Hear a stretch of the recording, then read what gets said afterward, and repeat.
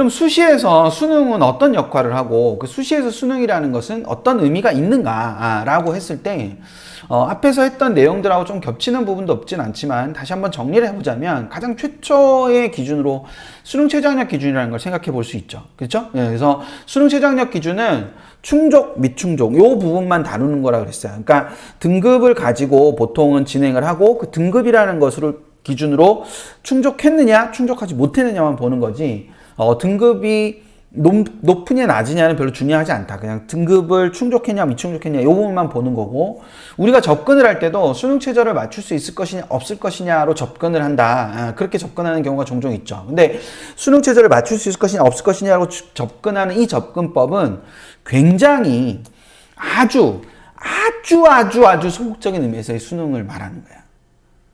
그러니까 이거는 수시에서의 수능의 의미 중에 아주 한 부분이고 그 한 부분만을 나타내는 것이고 그 부분이 전체의 수시에서의 수능의 그 의미가 요만큼이라고 쳤을 때 그 최저를 통과하냐 통과하지 못하느냐는 요만큼밖에 안 된다는 거예요.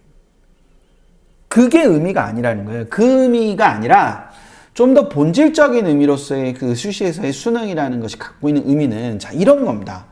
자 이게 대학이 이렇게 있다. 대학이 여기서부터 이렇게 쭉 있는 거예요. 대학이 이렇게 여기서부터 여기까지 쭉 이렇게 서열상으로 존재하는 겁니다. 그럼 당연히 이제 제가 늘 드리는 말씀처럼 여기에 있는 여기는 가고 싶은 대학, 여기는 별로 안 가고 싶은 대학 이렇게 나뉘어져 있는 거죠.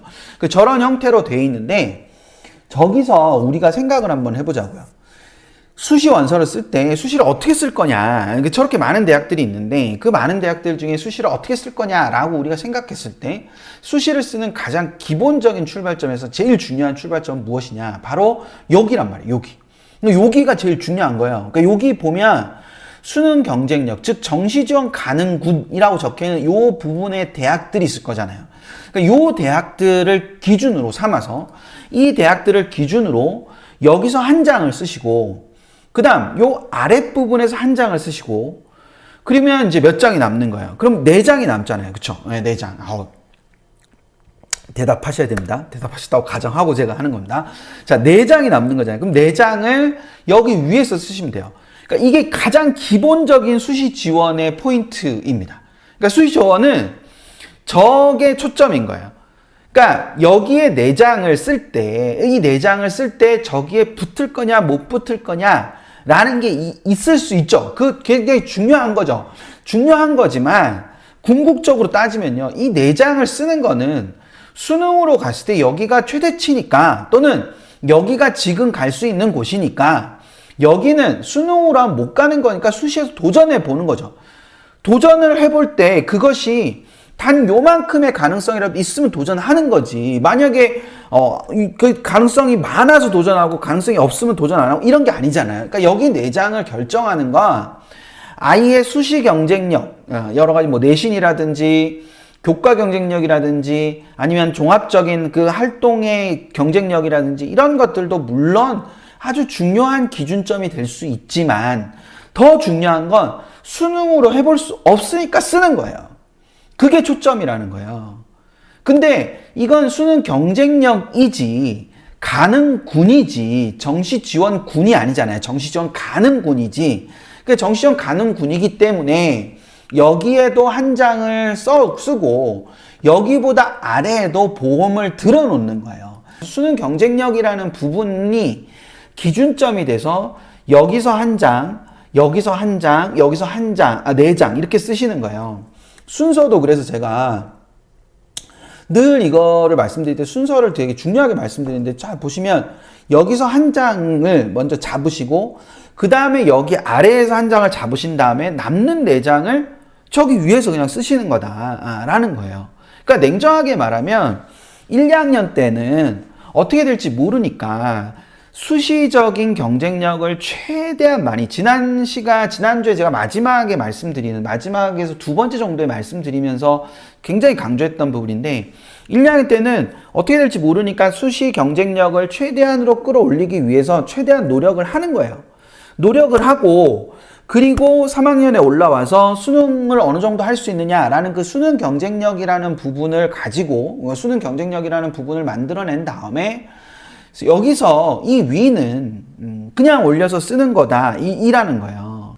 아, 우리 집은 그렇게 안 할 거야. 우리 집은 무슨 일 있어도 오래 갈 거야. 그래서 여기 2장, 여기 1장, 그리고 저기 3장 이렇게 쓸 수도 있는 거예요. 다시 보세요. 2장, 1장, 3장 이렇게 쓸 수도 있는 거예요. 왜? 여기 2장 쓰고 여기 1장 쓰고 나면 남는 게 3장밖에 없으니까 저 위로 쓸 수도 있는 거죠. 어떤 집은 그러실 수도 있는 거예요. 안 써. 저기는 안 써. 안 쓸 거야. 저 위로 쓸 거야. 위로 6장만 쓸 수도 있죠. 그것을 어떻게 강요하거나 그게 어떤 게 더 맞거나 이런 게 아니에요. 그러니까 상향, 뭐 적정 이런 게 아니에요. 그 수시는 그렇게 원서를 쓰시는 게 아니라고요. 개념 자체를 그렇게 잡고 쓰시는 게 아니라 이 개념으로 원서를 쓰시는 겁니다. 이 개념으로. 그랬을 때 그러면 뭘 기준으로 하느냐? 바로 수시 지원의 기준이 바로 수능이다 이거죠. 그 수능 경쟁력, 그 정시 지원 가능군이라는 것이 바로 수시 지원의 기준이 되는 거다. 그걸 역으로 말하면 따라서 지금 3학년 올라가는 친구들, 예비 고3 친구들 또는 2학년 올라가는 친구들은 더더욱 말할 것도 없고 그 예비 고3 올라가는 친구들이 겨울에 지금 이 시기에 무엇인가를 결정할 필요가 없어요. 그래서 왜? 이 수능 경쟁력이라는 게 지금 이 친구의 수능 경쟁력이라고 단언할 수 없으니까요. 이 수능 경쟁력이 올라갈 수도 있고요. 어떤 친구는 떨어질 수도 있습니다. 그렇기 때문에 지금 수시 원서를 결정하고 어느 대학을 쓸 거다라는 걸 결정하는 그런 단계가 지금 시기가 아닌 거예요. 그래서 그걸 결정하는 처음의 시기, 그러니까 대강의 어떤 틀이라도 짜는 시기는 사실상 6월 모의평가를 보고 난 뒤지 그 이전이 아니라는 거죠. 6월 모의평가를 봤을 때 비로소 어느 정도의 수능 경쟁력을 가지고 있구나. 그럼 그 정도의 수능 경쟁력을 가지고 있으면 여기서 한 장을 쓰고 요 군에서 요 한 장을 쓴다는 게 대학이 하나인 게 아니라 그 가는 군이잖아요. 그쵸? 예, 그러니까 여러 개의 대학 중에서 하나를 쓰면 된다. 요 대학들 중에서 하나를 쓸 거야. 그리고 요 아래 대학에서 하나를 쓸 거야. 그리고 저 위에 있는 대학들 중에서 나는 그러면 어디를 쓰려고 생각할 거야. 그 6월 모의평가를 보고 나서 그런 생각들을 하고 그리고 만약 그 대학들 중에서 뭔가 준비해야 되는 것들이 있다면 즉 자기소개서가 있다거나 아니면 뭐 면접이 있을 수도 있죠. 아니면 문술이 있을 수도 있고 그럼 그런 대학들이 있다면 그때부터 준비를 하는 거죠. 준비를 하면서 수능 공부도 같이 병행을 하는 거예요. 그게 고3에서의 그 공부를 하는 일정이라든지 입시와 관련된 어떤 계획, 전체적인 계획이 돼야 된다라는 점. 근데 그 부분을 생각을 되게 잘 하실 필요가 있다. 그래서 이게 결과적으로 이 무엇인가를 지금 결정해야 되는 게 아니라 요 그림을 잘 기억을 해 두실 필요가 있습니다.